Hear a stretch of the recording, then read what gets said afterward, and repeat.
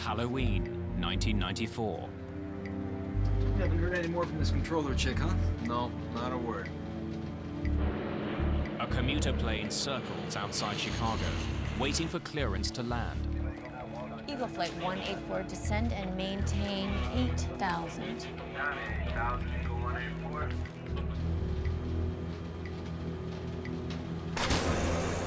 Without warning, the controls snap to the right.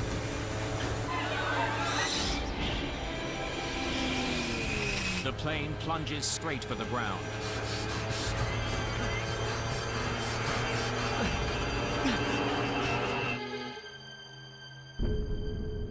The behavior of the crew and the air traffic controllers would be examined. Pilots would question the safety of an airplane. The airplane will have a nasty tendency to go out of control. Investigators travel the world for answers. The crash makes Roselawn one of aviation's darkest words.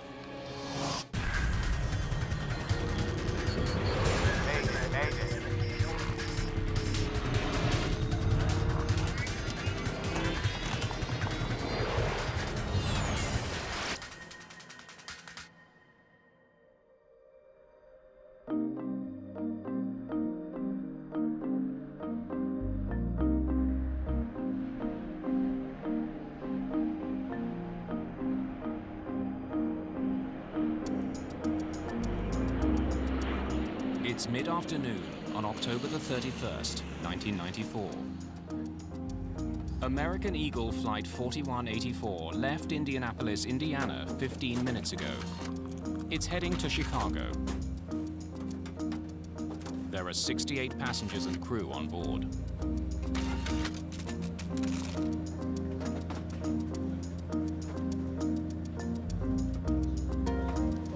Happy Halloween, cowboy.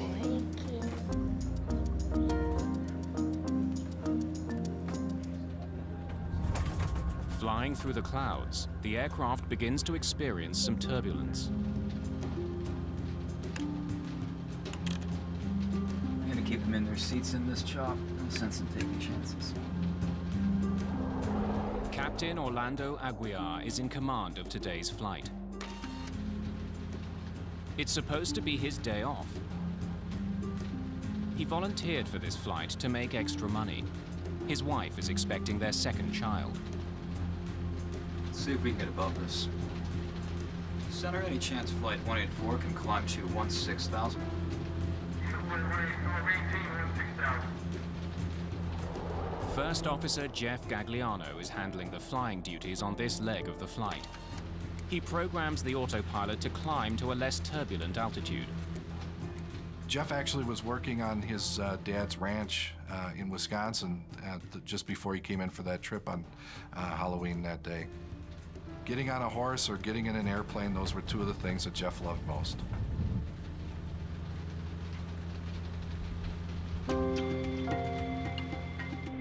Flight 4184 is an ATR-72, a groundbreaking new aircraft built in France. Cost-efficient and comfortable, the plane has become popular on short runs. This flight is just one of 5 short hops the crew will be making today. It's Amanda Holberg's first day on the job as a flight attendant with American Eagle.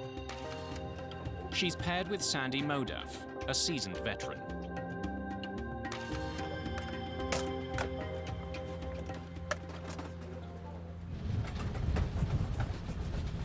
Aguiar and Gagliano have flown this route countless times and know it by heart. When you're flying from Indianapolis to Chicago, you're flying through some of the busiest airspace in the world. As Flight 4184 approaches Chicago O'Hare, the pilots begin the descent to 10,000 feet. Chicago Center, we have discretion down to 10,000.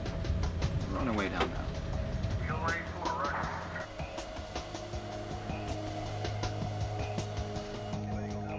In Chicago, controller Michelle Willman is returning from a break. The trainee controller is still working under the supervision of a monitor. She's told that traffic into O'Hare is facing potential delays because of weather. She will have to be prepared to put some flights on hold. Operations into and out of O'Hare are handled on a priority basis. It's not necessarily a first-come, first-served basis. International flights arriving to O'Hare because of their fuel status get priority, and then the turboprops come in at the end. Eagle 184, hold southeast on Victor 7. Chicago Center, roger. Hold southeast on Victor 7. Eagle 184. Flight 4184 must now fly a racetrack-shaped holding pattern over northwestern Indiana.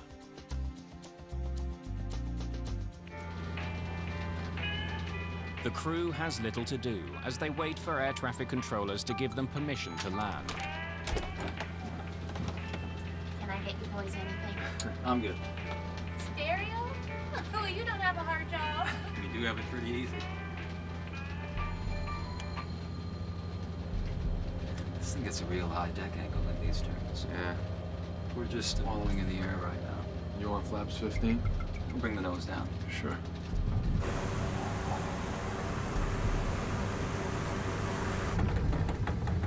I guess Sandy's going ooh now.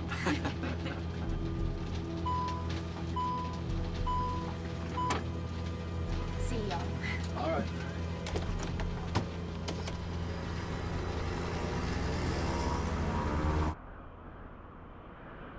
The crew needs to let the airline know about their delay. It could affect the rest of the day's schedule. Crews use text messages to communicate with dispatchers, so they don't tie up radio frequencies. Shall I let them know how much fuel we got? Sure. Space, F-U-E-L. Is that? We've got 3,600 pounds. Sure, once they let us out of the hold and forget they're down, we'll get the overspeed warning. I can't hold any more, man. Just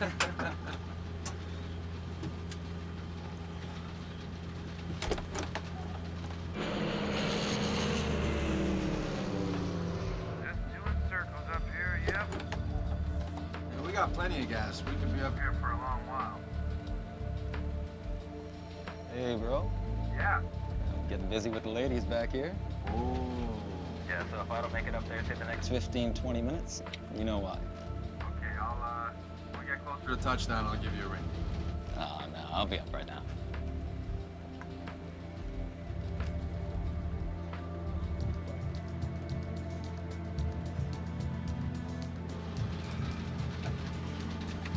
You haven't heard any more from this controller chick, huh? No, not a word. Eagle Flight 184, descend and maintain 8,000. Johnny, 8,000, Eagle 184. Eagle Flight 184, should be about 10 minutes till you're cleared in. Thank you. The flight is allowed to descend. Are we out of the hold? No, just going down to 8,000. Then a warning. I knew we'd do that. The plane is going too fast to fly with its flaps extended. I was trying to keep it at 180. Gagliano retracts the flaps. There's a strange sound coming through the fuselage.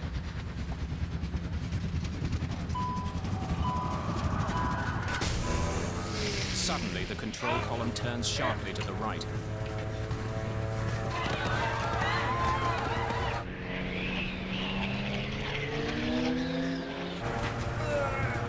The controls won't budge.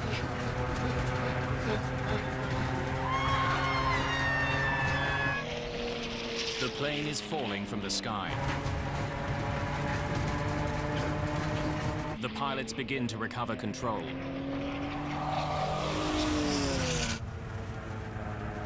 But then it happens again.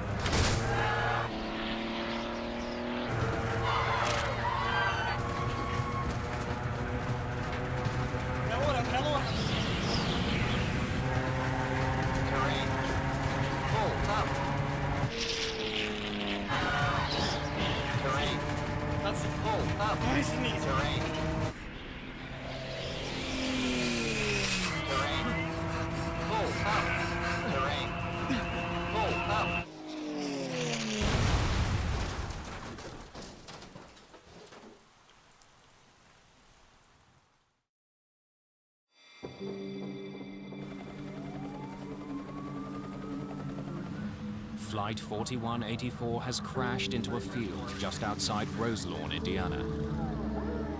Both pilots, the 2 flight attendants, and all 64 passengers are dead.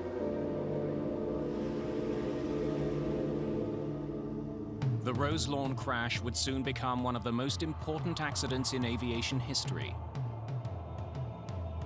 It will lead investigators to new conclusions about a string of older crashes.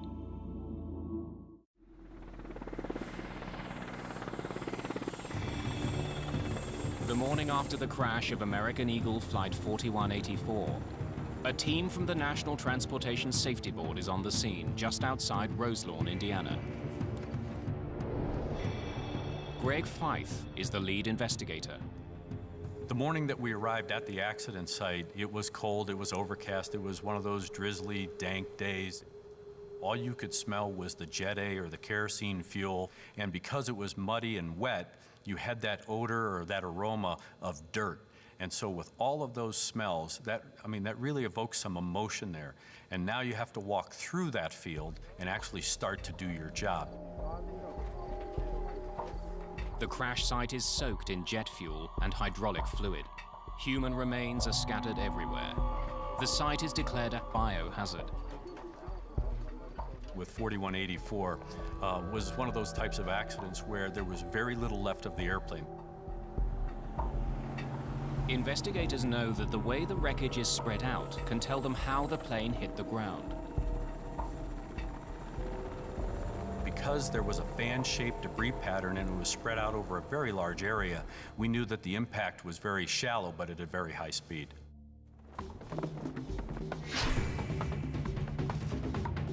The airplane's 2 flight recorders are found intact in the tail. They're taken to the NTSB's labs for analysis.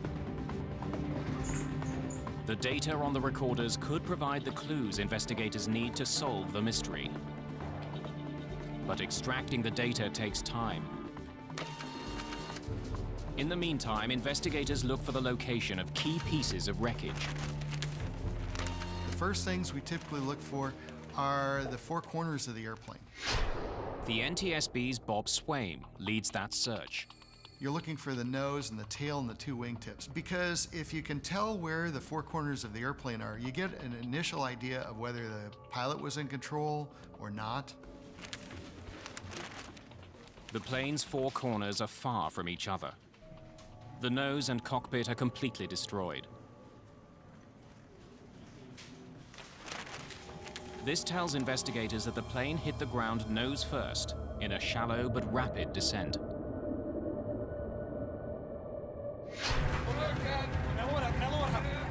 The fact that the plane wasn't in a steep descent on impact indicates that the pilots had some control in the final seconds before the crash. They just ran out of room to pull up.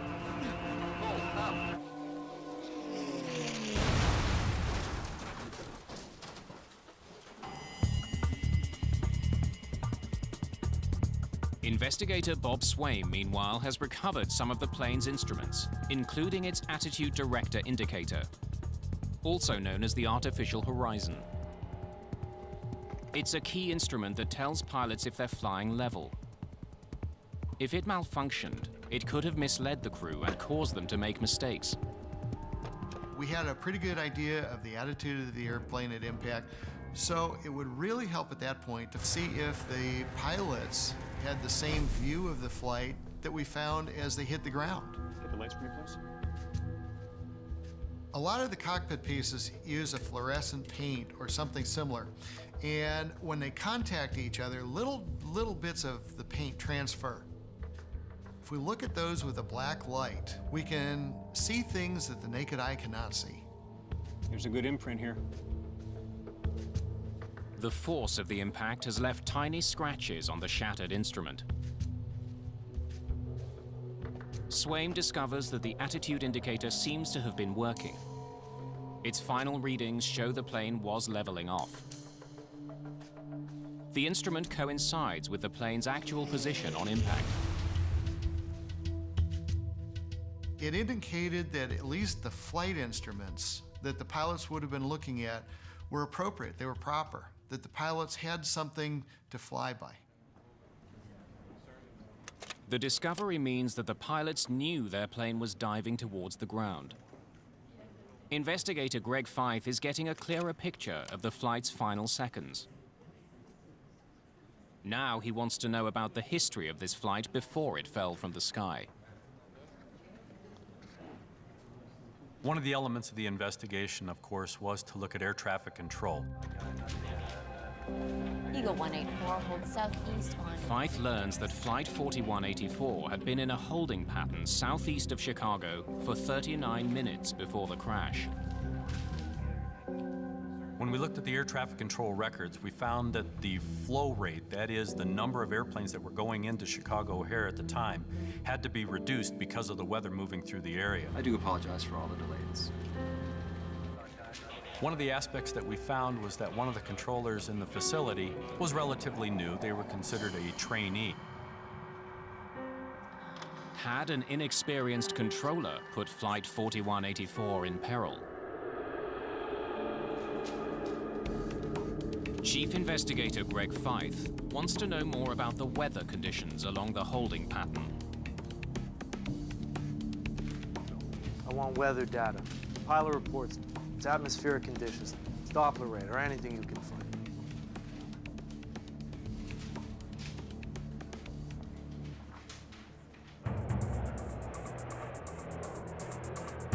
Flight 4184 wasn't the only plane circling O'Hare that day. Several other planes were also on hold. They all landed safely. Interviews with the pilots of some of those planes give investigators an important clue. One after another, they all experienced icing, some as much as 3/4 of an inch. Many of the pilots report the same thing: ice. Dr. Marsha Politovich works at the National Center for Atmospheric Research. She's one of the leading experts on icing and the danger it poses to aircraft. This essentially changes the shape of the wing while you're in flight. It creates drag, it reduces lift, it causes performance and handling problems, and it's just not a good thing to have. Investigators examine weather records from the day of the crash. They find a disturbing pattern of reports of icing all along a cold front near Chicago.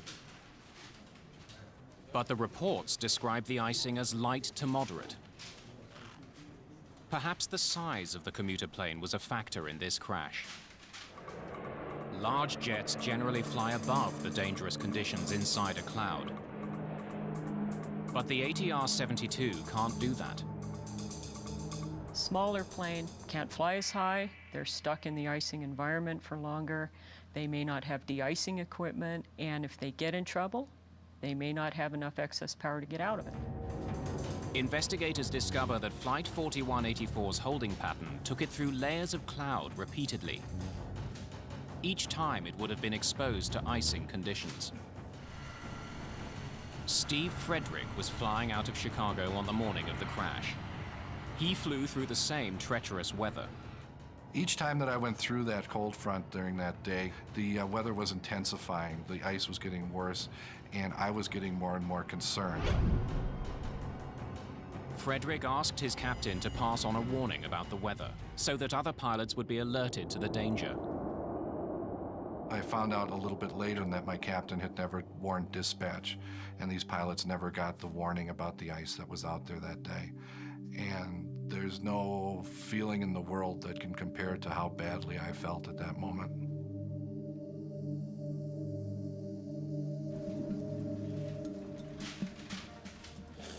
Greg Fife knows that controllers had put several other planes into a holding pattern near Chicago. But they all landed safely after coming out of the hold. This means the controller had not put Flight 4184 in jeopardy.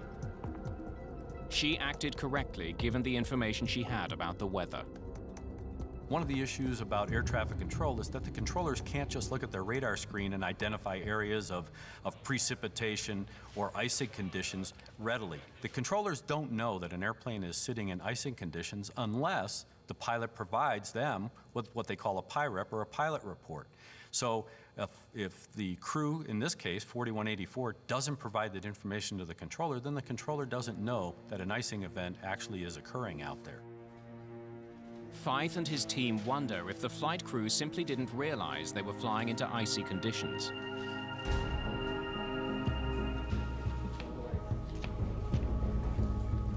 The plane's cockpit voice recorder provides the answer. Can I get your boys anything? Cereal? You don't have a hard job. You do have it pretty easy. Hey, bro. Getting busy with the ladies back here. At first glance, the crew's behavior seems unprofessional and undisciplined. The first officer was listening to some music.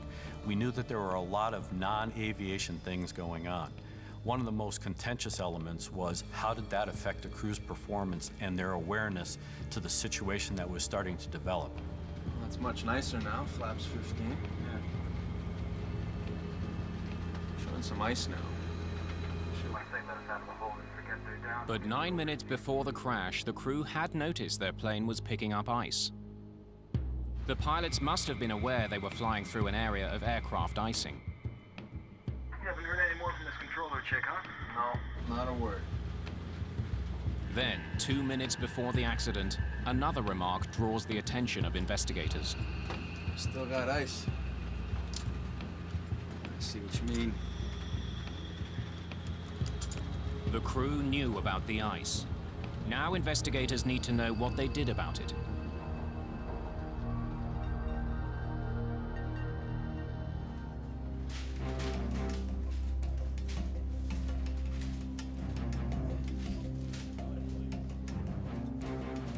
The ATR-72 is equipped with sophisticated de-icing devices. It's crucial to know what the crew did about the ice buildup on their wings. This time, the flight data recorder provides the answers. Almost 17 minutes before the crash, something sets off the master caution warning. It could signal a problem in one of the plane's systems. It could also mean the electronic ice detector is picking up the presence of ice. The flight data recorder shows investigators that in response to the alert, Captain Aguiar turned the plane's de-icing system to its maximum setting.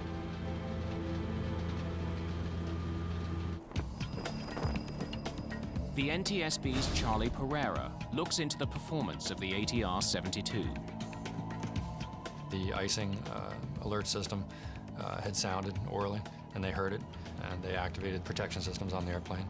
And at the time of the accident, the de-ice systems were on. The flight data recorder shows that after he activated his de-icing system, Captain Aguiar also pushed the throttle forward slightly, increasing the plane's speed. This increased the speed of the air moving over the plane's wings, making it harder for ice to settle there. The pilots had done everything they could to deal with ice buildup on the plane.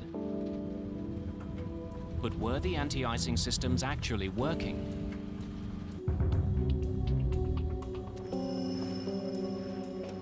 The shattered remains of that de-icing system are now the main focus of the investigation. The airplane was designed in France by a group of French and Italian companies. The de-icing system was part of that design.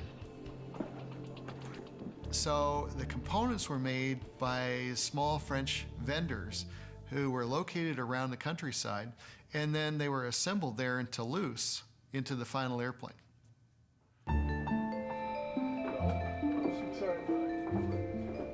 Bob Swaim arrives in France with pieces of the de-icing system.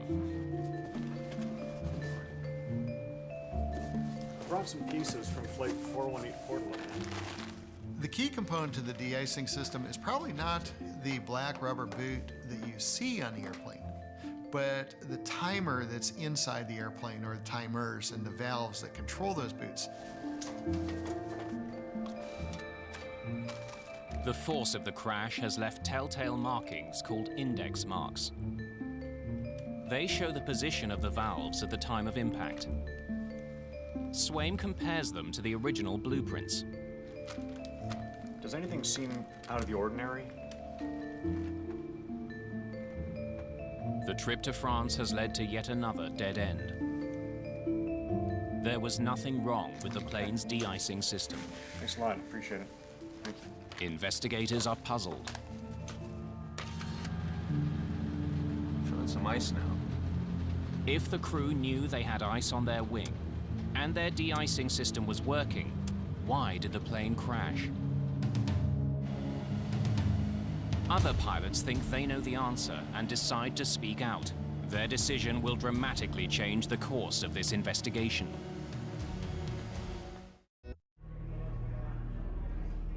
Three weeks after the crash near Roselawn, Indiana, American Eagle pilot Steve Frederick distributes a warning. It says the ATR-72 fleet operated by American Eagle is dangerous in icing conditions. It claims American Eagle pilots have pleaded with the airline and regulators to do something about it, but to no effect. I drafted and distributed a brochure in Chicago O'Hare Airport, which essentially warned people about the problems with the ATR aircraft and made an outreach to the public in order to try and get something done because nothing was happening. Steve Frederick has more than a professional interest in the crash of Flight 4184. Co-pilot Jeff Gagliano was his close friend.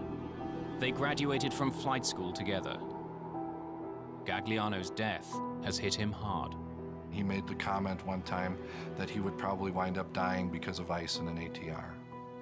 And it was eerily prophetic. A month after the crash, pilot frustration over the ATR's airworthiness boils over. A group of a dozen pilots refuse to fly, citing risky weather. The airline is forced to cancel flights. And then Steve Frederick goes one step further. He voices his concerns on a US network morning show. We were told this airplane will try and kill you. If you get too slow in ice, the airplane will have a nasty tendency to go out of control. When I came back to flying after my appearance on Good Morning America, I was summarily suspended without pay.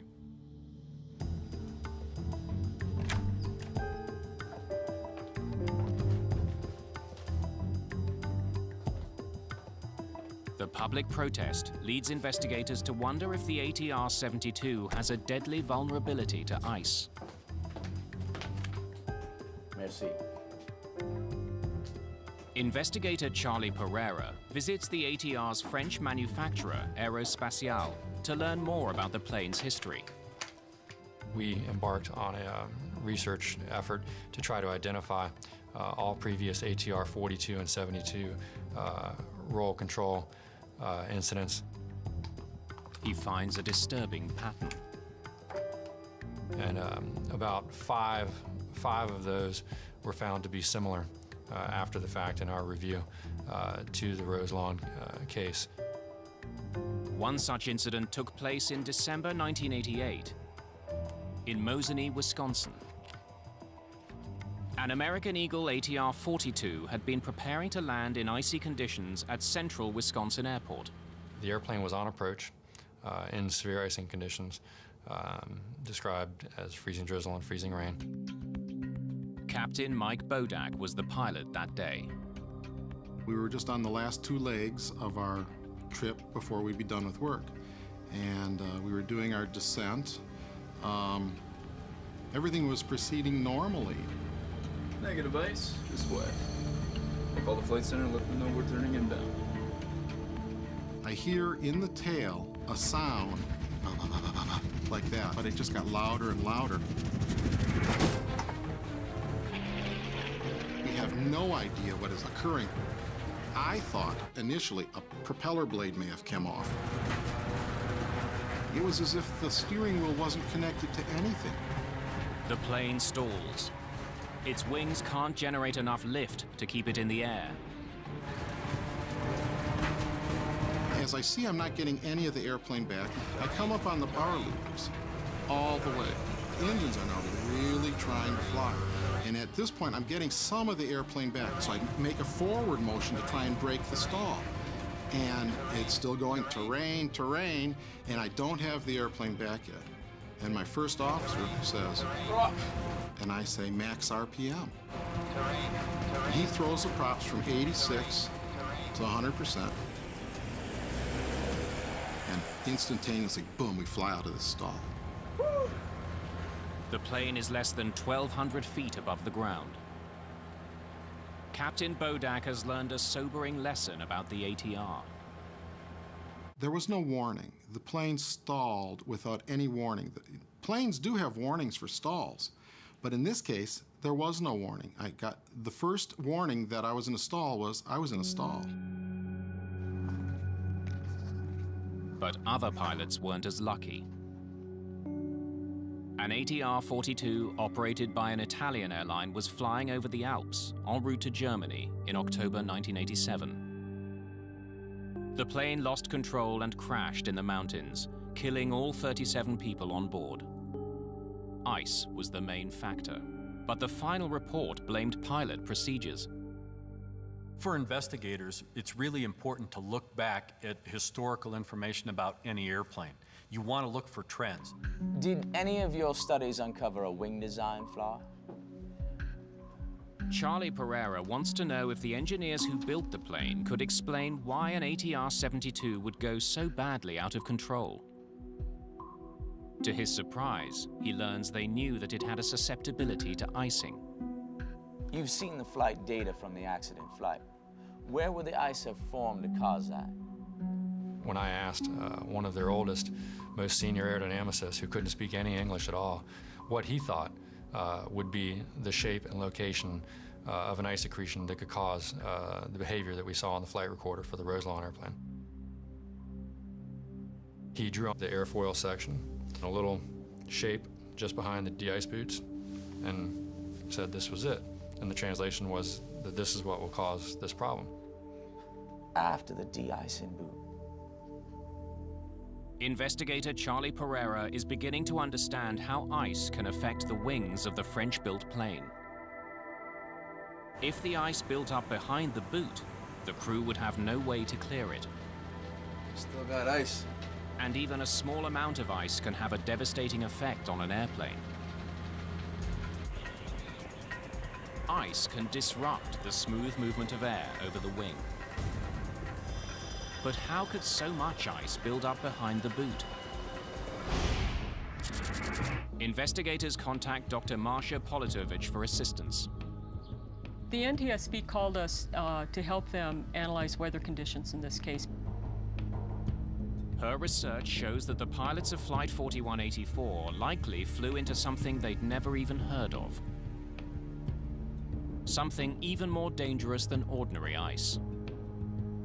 Now, based on the weather analysis, it looked to us like the kind of icing that plane encountered was from supercooled large drops. Now, large is relative. What we're talking about large here is about the size of a human hair. Supercooled large droplets are about 100 times smaller than a raindrop.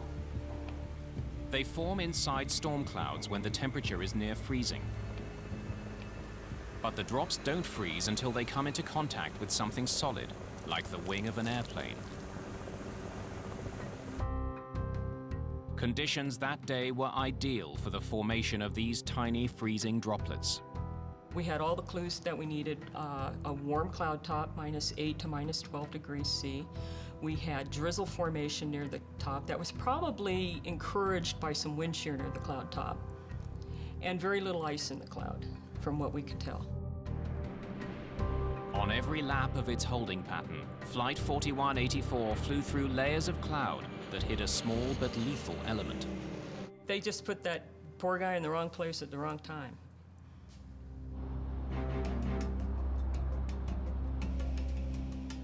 Investigators learned that supercooled large droplets have a distinctive way of accumulating on an aircraft wing. Ordinary ice accumulates on the leading edge of the wing, where de-icing boots can get rid of it easily. But SLD act differently. These supercooled drops hit the wing and slide back over it before freezing. This forms a ridge behind the boots, out of reach of the de-icing system. So as 4184 was flying in that type of environment, rather than the water droplet freezing on the protected surface of the de-ice boot, it actually ran behind the de-ice boot and froze on the metal surface. The pilots can't get a good view of their wings from the cockpit. They would have been utterly unaware of the danger taking shape. For the pilots, when they looked out their side window, they would see the outer portion of the wing. They definitely could not see the top of the wing where this ice ridge was starting to form.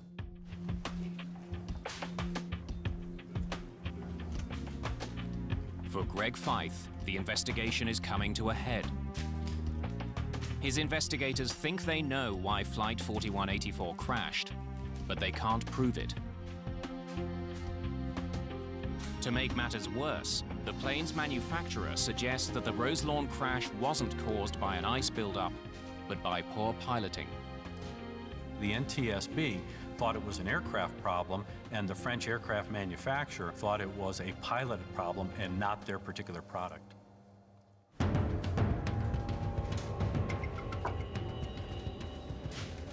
Feith wants to know if there had been problems with ice on ATR-built planes in the past. He finds troubling similarities between some incidents dating back decades. Using data from flight data recorders, investigators look at aileron movements from Flight 4184 and compare them to the other incidents. They discover that on all those flights, the aileron deflected in exactly the same way. There's no input at all from the pilots. We knew that all of these ailerons were being commanded to move, not by the pilot, but in fact the disrupted airflow created by the icing event that the airplane had encountered. The physics of ice buildup explains why the control column on Flight 4184 snapped to the right. Air turbulence on the wing was so powerful that it lifted the aileron, which caused the plane to roll. Since the aileron is attached to the control column by a cable, it jerked the control yoke to the right. The force of the turbulence pulling on the aileron was so great that even two pilots trying to countersteer weren't able to bring the aileron back down. The forces were determined to be about 250 pounds, so for the pilot it would have been trying to roll against 250 pounds of aerodynamic force. Worse, the ATR's control yoke doesn't have power steering, so those forces are transmitted directly to the pilots. The pilots could not fight back against the air pulling on their aileron.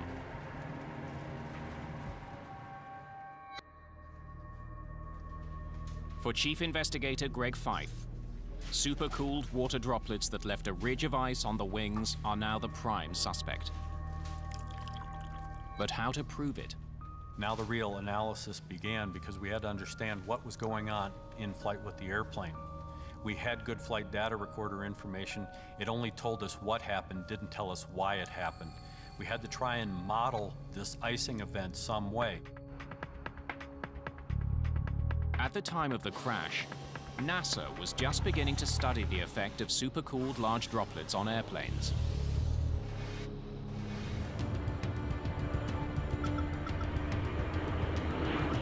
Investigators first turned to NASA for help.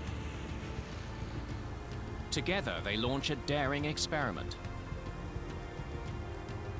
They use a US Air Force tanker plane to create a cloud of supercooled water droplets. An ATR-72 flies behind the tanker. Yellow dye in the water shows investigators how the droplets cover the plane. The test should solve the final mystery. How had ice caused Flight 4184 to go so badly out of control? One of the primary purposes of flying the ATR-72 in behind the tanker was to understand how the ice accumulated on the airplane, but more importantly, the effect of that ice in varying configurations of the airplane on the flight control surfaces, that is, the ailerons. Investigators make a startling discovery. A seemingly harmless action meant to increase comfort on the plane may have led to disaster.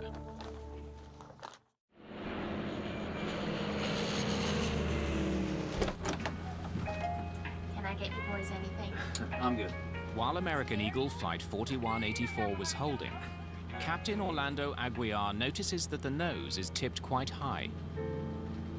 This thing gets a real high deck angle in these turns. Yeah. Captain Aguiar knows that the plane's high nose angle was producing an uncomfortable tilt in the passenger cabin. You want flaps 15? I'll bring the nose down. Sure. Extending the flaps would have the effect of lowering the plane's nose, making the ride more comfortable.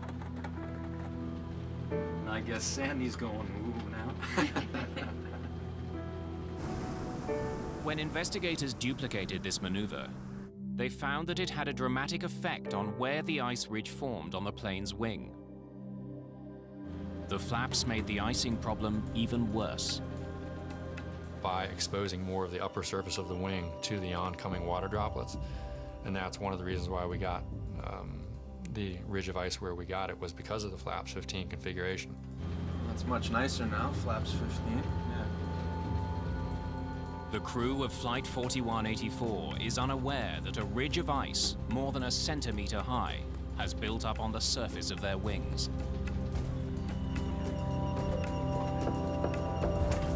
Eagle Flight 184, descend and maintain 8,000. Down to 8,000, Eagle 184. The ice buildup has no effect on the flight until First Officer Gagliano begins his descent to 8,000 feet. I knew we'd do that. The descent increases the plane's airspeed. This triggers a warning from the flight computer telling the crew they're flying too fast with the flaps extended. I was trying to keep it at 180. Gagliano now retracts the flaps. But the routine gesture has a dramatic effect on the plane's aerodynamics. When they retracted the flaps as they started their descent down to 8,000 feet, the airplane pitched back up into a very nose-high attitude. Airflow over the ice-laden wing was disrupted when the nose lifted back up.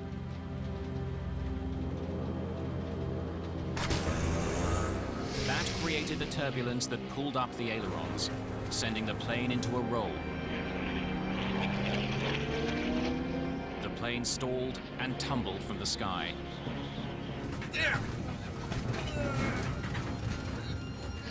Had this crew had about 2,000 to 3,000 more feet of altitude, there's a high probability that they would have been able to salvage or recover the airplane before it struck the ground.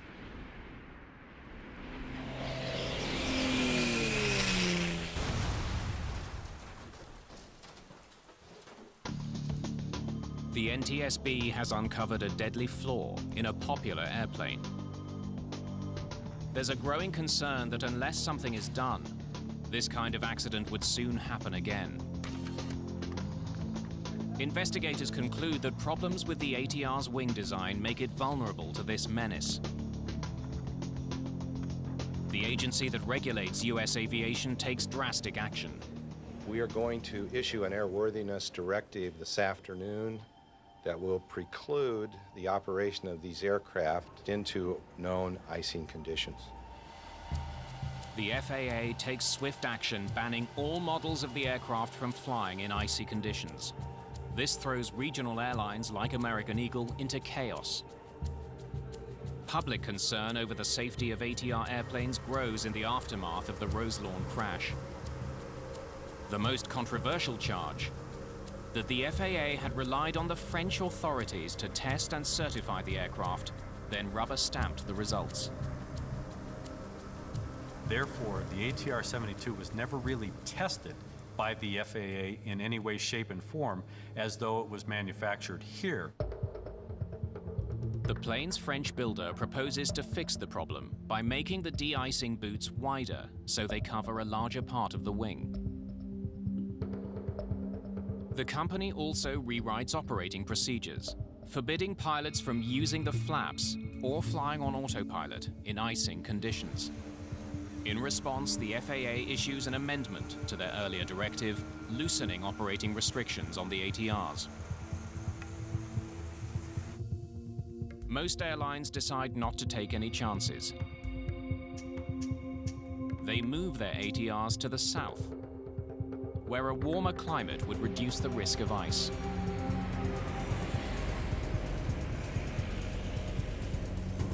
The crash at Roselawn set off a flurry of new research into aircraft icing and the conditions that produce it. There's a lot of weather data out there. Satellites, radars, surface obs, and it just keeps getting bigger and bigger, the collection of data. New techniques in forecasting are being developed to show pilots where icing is likely to occur and help them avoid it. But we're working on ways to get it to the people who need it. Dispatchers at airlines, meteorologists at airlines, and now even into the cockpit itself. Many of those changes will take time to come into effect. Pilots like Steve Frederick think that time will cost lives. The problem that exists is that there is no technology available today to the pilots or anyone on the ground to accurately forecast or predict where these situations of bad ice are going to occur. Once these airplanes have been exposed to the bad ice, it's too late because these are no longer airline pilots, they're test pilots. And that airplane can fall out from under them and their passengers without any warning and in the blink of an eye.